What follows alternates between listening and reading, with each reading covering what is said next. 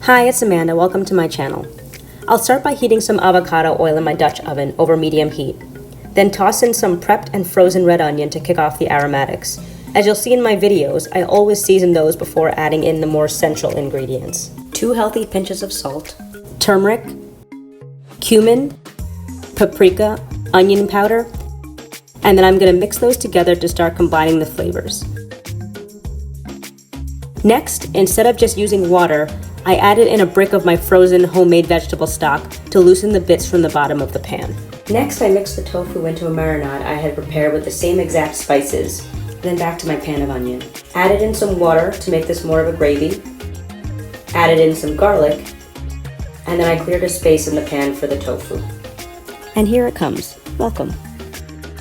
I don't want anything to burn, so I'm slightly mobilizing the food. Then I'll mix everything together after a few minutes.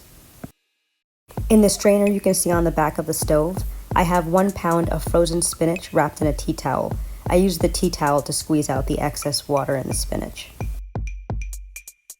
After a good amount of mixing, I'm just going to push all of the tofu to one side of the pan to clear some space for the frozen spinach.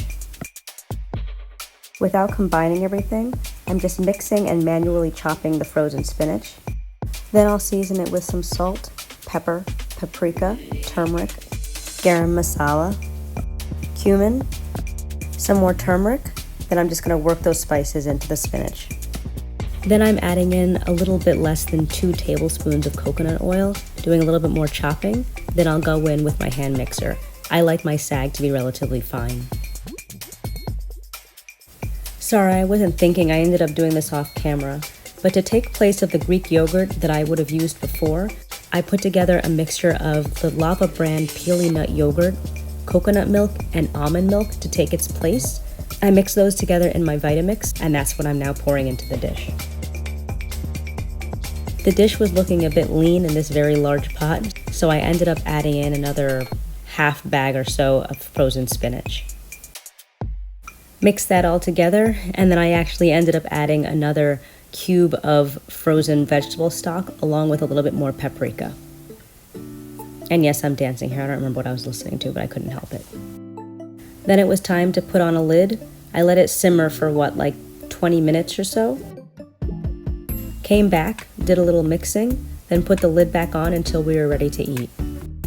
And here was my dinner plate. Some of the Saag tofu, a little bit of rice with hemp heart sprinkled on, and then I pickled some onion in a little bit of lemon juice and sprinkled some parsley in there. To me, and to Nick, this dish tasted exactly like Saag paneer. If you try this and you disagree, by all means let me know. Meanwhile, if you enjoyed this video, please consider subscribing. And I have 2 videos queued up for you on screen to watch next. Thanks and have a great day.